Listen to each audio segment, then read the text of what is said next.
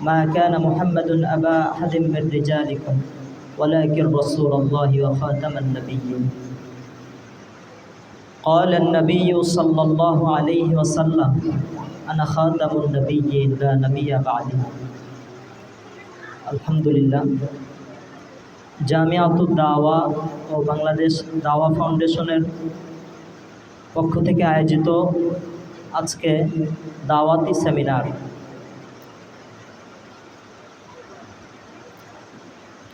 তথা আহমদিয়া জামাত মির্জা গোলাম আহমদ কাদিয়ানি তার দল ও তাদের ভ্রান্ত আকীদা নিয়ে আজকে সেমিনার অনুষ্ঠিত হতে যাচ্ছে।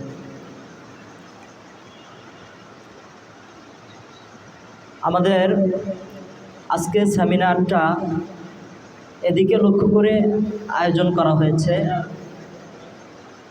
যে রসুল করিম সাল্লাল্লাহু আলাইহি ওয়াসাল্লামকে শান মান মর্যাদা পদবী স্বয়ং আল্লাহ রাব্বুল আলামিনই দান করেছেন। যুগে যুগে আল্লাহ রাব্বুল আলামিন যত নবী রসুলদেরকে দুনিয়ার বুকে পাঠিয়েছেন তাদের ভিতরে শ্রেষ্ঠ হাবিব শ্রেষ্ঠ রসুল হিসেবে আল্লাহ তাআলা আমাদের রসুল সাল্লাল্লাহু আলাইহি ওয়াসাল্লামকে নির্বাচন করিয়ে এই পৃথিবীর মানুষদের হেদায়েতের জন্য, নির্দিষ্ট কোনো গোত্রের জন্য না, নির্দিষ্ট কোনো এলাকার জন্য না, নির্দিষ্ট কোনো কওমের জন্য না, বরং গোটা জমিনের এমনকি কিয়ামত পর্যন্ত যত মানুষ দুনিয়ার বুকে আগমন করবে, যেই শ্রেণীর মানুষ হোক, যেই বর্ণের মানুষ হোক, সমস্ত শ্রেণী, সমস্ত বর্ণ, সমস্ত ধর্ম, সমস্ত মতবাদ, সমস্ত ফেরকা সকলের জন্য রসুল করিম সাল্লাল্লাহু আলাইহি ওয়াসাল্লাম আদর্শবান নেতা এবং রসুল এবং আল্লাহর পক্ষ থেকে প্রেরিত দূত। আজকে আমরা যেই মজলিসে উপস্থিত হয়েছি এটা কাদিয়ানি সম্প্রদায়, এক ভয়ঙ্কর সম্প্রদায়, যারা আমাদের রসুল সাল্লাল্লাহু আলাইহি ওয়াসাল্লামকে আল্লাহ তাআলা এত মান এত শান দিয়েছেন। শুধু কি তাই না, বরং কিয়ামত পর্যন্ত আল্লাহ রাব্বুল আলামিন কোরআনুল কারীমের মাধ্যমে রসুল করিম সাল্লাল্লাহু আলাইহি ওয়াসাল্লাম যে কিয়ামত পর্যন্ত এবং তার নবুওয়াত তার রিসালাত কিয়ামত পর্যন্ত অটল অটুট থাকবে, এজন্য আল্লাহ তাআলা কোরআনুল কারীমকে কিয়ামত পর্যন্ত বহাল অবিচল রাখবেন। পূর্বে যেই সমস্ত নবী রসুলগণ দুনিয়ার বুকে আবির্ভাব হয়েছিলেন, দুনিয়ার বুকে আল্লাহ তাআলা তাদেরকে পাঠিয়েছিলেন একটা একটা কওম, একটা এলাকা, এক যুগের মানুষের জন্য আল্লাহ তাআলা তাদেরকে পাঠিয়েছিলেন এবং তাদের আল্লাহর পক্ষ থেকে যেই কিতাব অবতীর্ণ করেছিলেন আল্লাহ তাআলা পাঠিয়েছিলেন, ওই কিতাবও একটা নির্দিষ্ট সময়ের জন্য। একজন নবী আগমন করেছে, আল্লাহ তাআলা যখন ওই নবীকে উঠিয়ে নিয়েছেন, পরবর্তীতে আল্লাহ রাব্বুল আলামিন যখন কওমের হেদায়েতের জন্য ভিন্ন নবীকে দুনিয়ার বুকে পাঠিয়েছেন, তখন ভিন্ন কিতাব আল্লাহ তাআলা দান করেছেন। যেমন ঈসা আলাইহিস সালাতু ওয়াস সালামকে আল্লাহ তাআলা খ্রিস্টানদের জন্য নবী হিসাবে পাঠিয়েছিলেন। ঈসা আলাইহিস সালাতু ওয়াস সালামকে আল্লাহ তাআলা আসমানে উঠিয়ে নিয়েছেন এবং রসুল করিম সাল্লাল্লাহু আলাইহি ওয়াসাল্লামকে আল্লাহ তাআলা জমিনের উপরে নবী হিসাবে দান করেছেন উম্মতে মুহাম্মাদির জন্য। এবং সঙ্গে সঙ্গে আল্লাহ রাব্বুল আলামিন কোরআনুল কারীম নামক কিতাবকে নাজিল করে পূর্বে হযরত ঈসা আলাইহিস সালাতু ওয়াস সালামের উপরে যে ইনজিল অবতীর্ণ হয়েছে, এই ইনজিলকে আল্লাহ রাব্বুল আলামিন তার নবীর থাকা পর্যন্ত সীমাবদ্ধ ছিল এবং পরবর্তীতে আর কোনো এটা কিয়ামত পর্যন্ত ওই ইনজিল আর চলবে না, এটার ঘোষণা হয়ে গেছে। কোরআনুল কারীম আগমন, কোরআনুল কারীম দুনিয়ার বুকে আল্লাহ তাআলা পাঠিয়েছে মানে পূর্ববর্তী আসমানি সমস্ত কিতাব রহিত হয়ে গেছে। তো খ্রিস্টবাদ বা খ্রিস্টানদের ভিতরে যেই ঝামেলাটা বা তৈরি হয়েছে, বর্তমান দুনিয়ার ভিতরে আমরা যেই খ্রিস্টান ধর্ম দেখি, ক্যাথলিক বা প্রোটেস্ট্যান্ট, এরা যেই দুই ভাগে বিভক্ত আছে, গোটা দুনিয়ার বুকে এই খ্রিস্টানদের যে মতবাদ আর চিন্তা ভাবনা, এটা হযরত ঈসা আলাইহিস সালাতু ওয়াস সালামের আল্লাহ পক্ষ থেকে যেই মতবাদ এবং আল্লাহ যেই ওহী দিয়ে পাঠিয়েছিলেন তার সাথে মিল নাই, সব কিছু উল্টাপাল্টা। অর্থাৎ ঈসা আলাইহিস সালাম দুনিয়া থেকে আসমানে চলে যাওয়ার পরে এখানে বড় একটা ষড়যন্ত্র হয়েছে, যেই কারণে খ্রিস্টবাদ বিকৃতি হয়ে গেছে, রূপান্তরিত হয়ে গেছে। এখানে সবথেকে বড় যে ভূমিকা পালন করেছে সে হলো মিস্টার পৌল। হযরত ঈসা আলাইহিস সালাম যখন দুনিয়ার বুকে ছিলেন বা তার অনুসারীরা যখন দুনিয়ার বুকে ছিল, সেন্ট পল তখন হযরত ঈসা আলাইহিস সালাম এবং তার অনুসারীদেরকে দাবিয়ে রাখার জন্য যত রকমের প্রচেষ্টা করতে হয় সব ধরনের প্রচেষ্টা চালিয়ে করেছিল। এমনকি বিভিন্ন হালাকা করত, বিভিন্ন সভার আয়োজন করত, যেন হযরত ঈসা আলাইহিস সালাম এবং তার অনুসারীরা যেই আল্লাহর পক্ষ থেকে তখন যে ইনজিল তাদের উপর নাজিল হয়েছিল এটার প্রচার করতে না পারে। প্রচারকে রোধ করার জন্য সেন্ট পল বিভিন্ন জায়গায় সমাবেশ ঘটিয়ে এটাকে প্রতিহত করার চেষ্টা করত এবং মানুষের মগজে এ কথা পৌঁছিয়ে দিত, মানে ঈসা আলাইহিস সালামের বিরুদ্ধাচারণ করত এবং তার অনুসারীদের বিরুদ্ধাচারণ করত।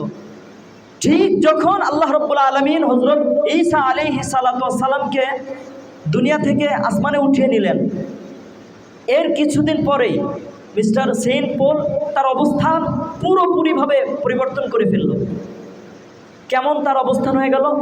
ইতোপূর্বে সে হযরত ঈসা আলাইহিস সালাম এবং তার যত অনুসারী আছে, ঈসা আলাইহিস সালামের যত শাগরেদ আছে তাদের পরিপূর্ণভাবে বিরোধ করে যাচ্ছিল। কিন্তু যখন ঈসা আলাইহিস সালামকে আল্লাহ তাআলা আসমানে উঠিয়ে নিলেন, কুদরতিভাবে আসমানে তুলে নিলেন, কিছুদিন পরেই সেন্ট পল ঈসা আলাইহিস সালামের শিষ্য বারনাবাস, পিতর, এমন আরও যারা শিষ্য আছে তাদের সামনে এসে ঈসা আলাইহিস সালামের বিভিন্ন কাহিনী শোনাতে লাগলেন যে আমি ভ্রমণ করছিলাম, প্রতিমধ্যে হযরত ঈসা আলাইহিস সালাম আমাকে বলেছে যে ওহে বৎস, তুমি কেন আমাকে বারবার কষ্ট দাও, যেটা বর্তমান কিতাবুল মুকাদ্দাস বাইবেল শরীফের ভিতরে আছে, তুমি কেন আমাকে কষ্ট দাও। এটা হচ্ছে সেন্ট পলের কথা। সে বারনাবাস, পিতর, হযরত ঈসা আলাইহিস সালামের শিষ্য, তাদের সামনে এসে এই ধরনের কথাকে ব্যক্ত করতে লাগলেন, বলতে লাগলেন যে আমি অতীতে ধর্ম ছেড়ে দিয়ে আপনাদের ধর্মের ভিতরে দীক্ষিত হয়েছি।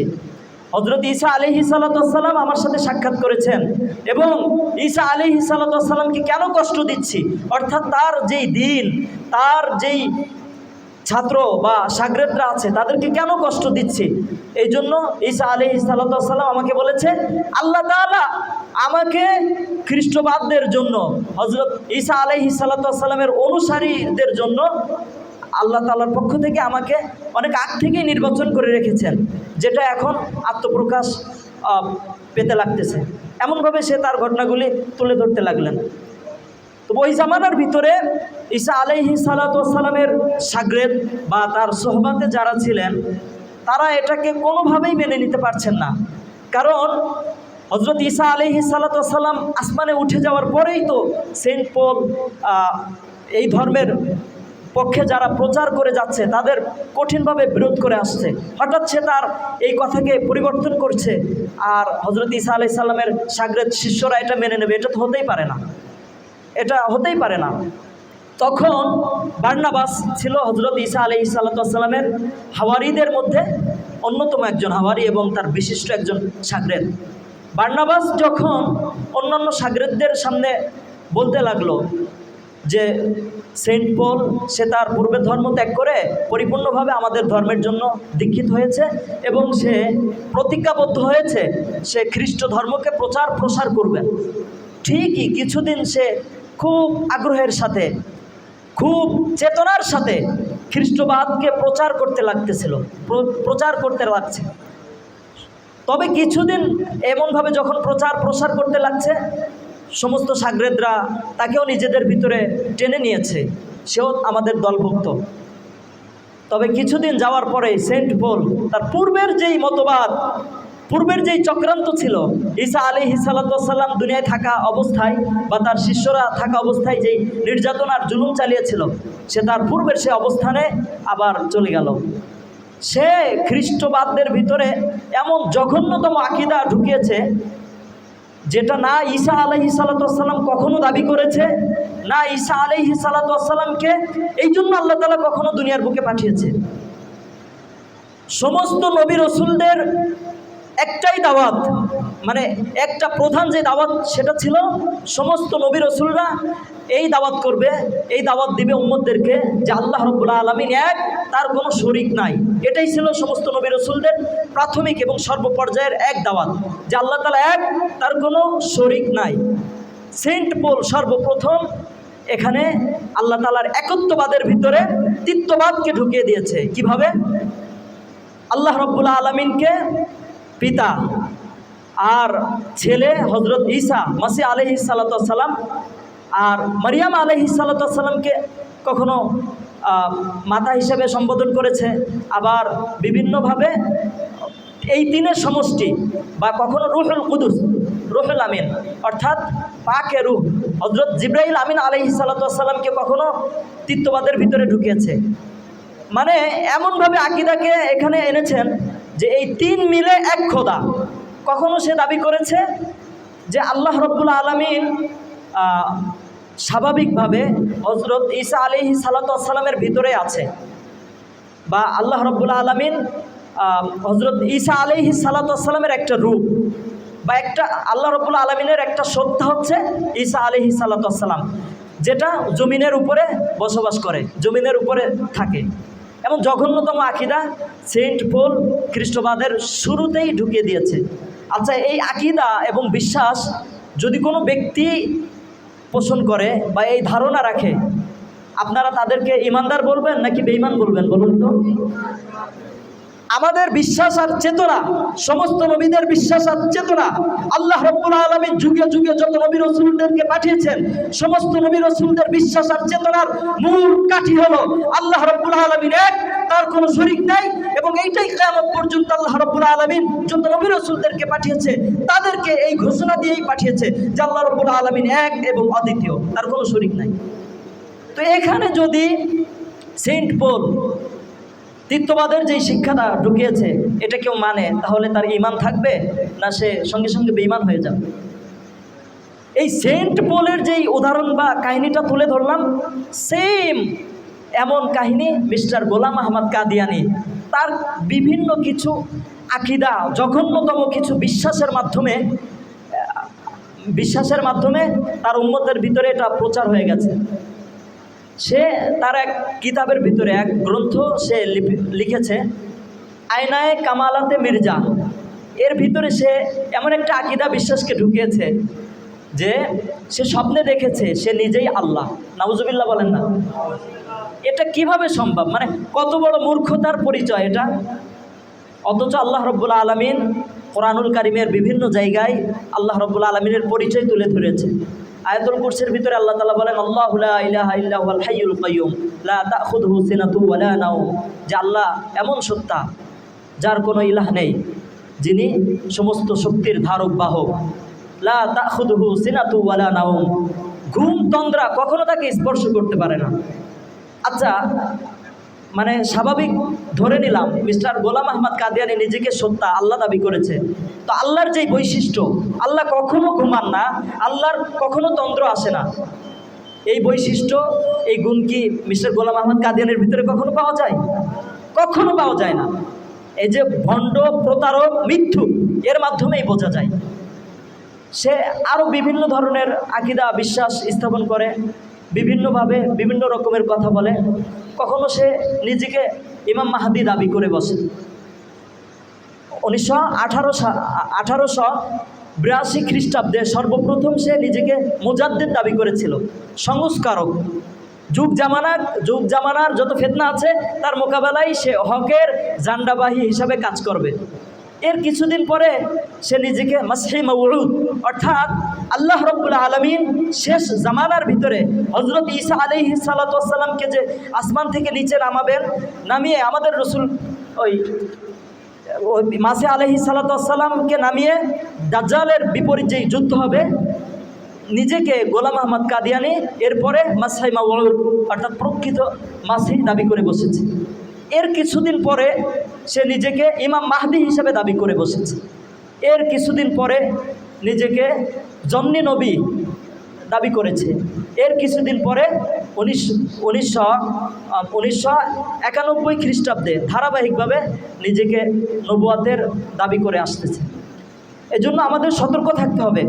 যেমনভাবে খ্রিস্ট ধর্মকে মিস্টার সেন্ট পল যেভাবে বিকৃতি করে খ্রিস্টবাদকে পৌলবাদে রূপান্তরিত করেছে, আমাদের ইসলাম ধর্মকেও যেন বিভিন্ন ভণ্ড মূর্খ বা প্রতারক বিভিন্ন ফেরকারা তারা আমাদের ইসলাম ধর্মকে তাদের ধর্মের ভিতরে না নিয়ে মৌদুদিবাদ বা এই যে কাদিয়ানিবাদ এমন নাম তারা দিতে না পারে।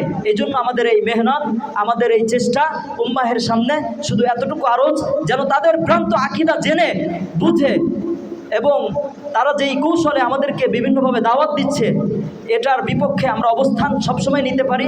এবং যেই সমস্ত ভাই তাদের দাওয়াতে তাদের ধর্মের ভিতরে দীক্ষিত হয়েছে তাদেরকে আবার আমরা সহানুভূতির মাধ্যমে আমাদের নবিয়ানা সূরাতে দাওয়াতের মাধ্যমে আবার আমাদের ধর্মের ভিতরে নিয়ে আসতে পারি এবং তাদের সকল চক্রান্ত থেকে আমরা আমাদের পরিবার ব্যক্তিগতভাবে আত্মীয় স্বজন সকলকে তাদের বিভ্রান্তিকর থেকে হেফাজত করতে পারি, হেফাজত রাখতে পারি। এই চেষ্টা এই প্রতীক্ষা রেখে এখানে আলোচনা সমাপ্ত করছি। ওয়া আখিরু দাওয়ানা আলহামদুলিল্লাহি রাব্বিল আলামিন।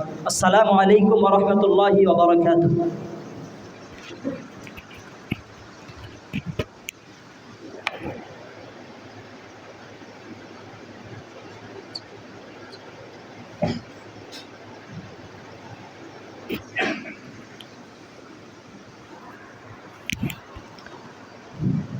আসসালামু আলাইকুম ওয়া রাহমাতুল্লাহি ওয়া বারাকাতুহু। সম্মানিত অতিথিবৃন্দ,